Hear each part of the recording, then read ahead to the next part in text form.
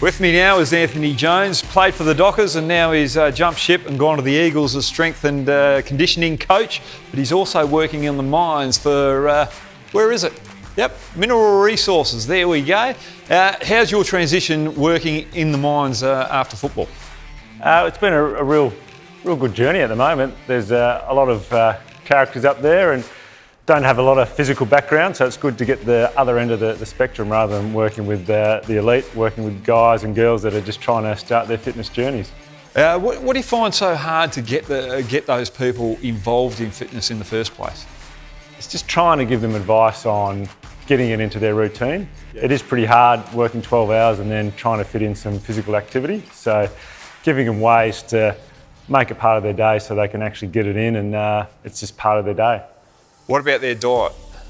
Diet's a big one. Yeah. It's hard up there because they do get fed well, and having been up there for about a month myself, it is tempting every time you go up there to pick a bit of this, bit of that, but it's just having that I guess strength to say no when you're picking up your crib in the morning and just picking the right foods, because we all know the wrong and right foods. You're allowed to have a couple of cheat days, but not going overboard, because a lot of their jobs are sitting on their bums driving trucks for 12 hours, so you can't overdo the food.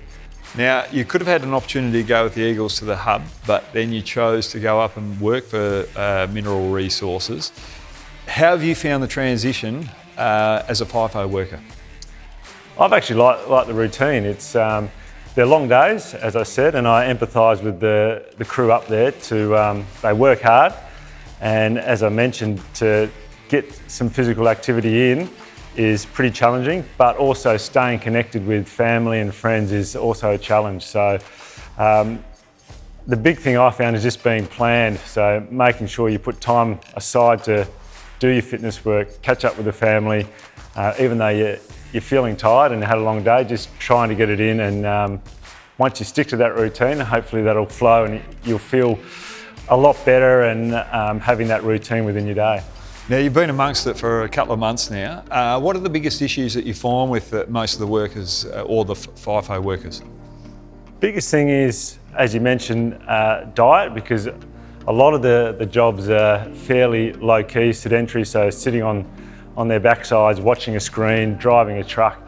So just trying to give them ideas on how to maintain some movement during their swing. So guys that are in the crushing room, just looking at the computer, getting them to do 200 squats throughout their shift, or doing 100 push-ups while they're just in the control room, watching the ore come in and being crushed. So giving them little strategies to maintain a bit of physical activity.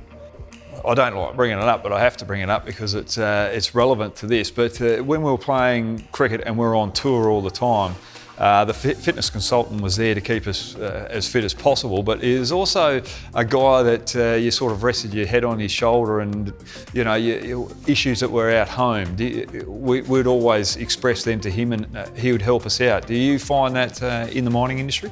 Yeah, I found the more times I've gone up, the more you build relationships with the crew, and just casual chats can lead to bigger chats in terms of their issues, staying connected at home, or something going on at home that they're not happy about, and they find that they can just come to me, who's hopefully they can trust me, I can be a sounding board. I don't necessarily give them a lot of advice. I just listen, and they can spill their guts, and just sometimes having a vent and having a chat is the first step in sort of overcoming these sort of challenges. Now, during your football career with the Dockers, 1999 was one of the hardest years where you were out with injury.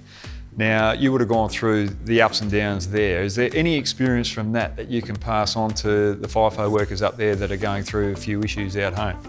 Yeah, just having that resilience, having a good plan in place in terms of how you're going to overcome, whether it's feeling you're not there for your family, just putting strategies in place where you can stay connected, and really thinking about ways you can just stay involved in, if it's your children's lives, staying involved with, you might leave little notes around the house before you leave, having one-on-one chats with your kids rather than the group scenario on the Zoom chats, just so they feel that you're really taking an interest in what they're doing, and the same with their partners as well, because they can be left with 2 or 3 screaming kids, and it is a big burden for your partners when you're away. You're working hard, but you're not dealing with some of the day-to-day stuff that can sort of creep up on you and cause a bit of grief at home. And when you're away from the kids, you get out of that routine. So this would have been a big shift in your family life. When you're coming back home, it's very difficult for your wife as well, because she's already in that week routine. What strategy do you have when you get back into your family life back home to make sure that you're just right and getting more involved with that family aspect?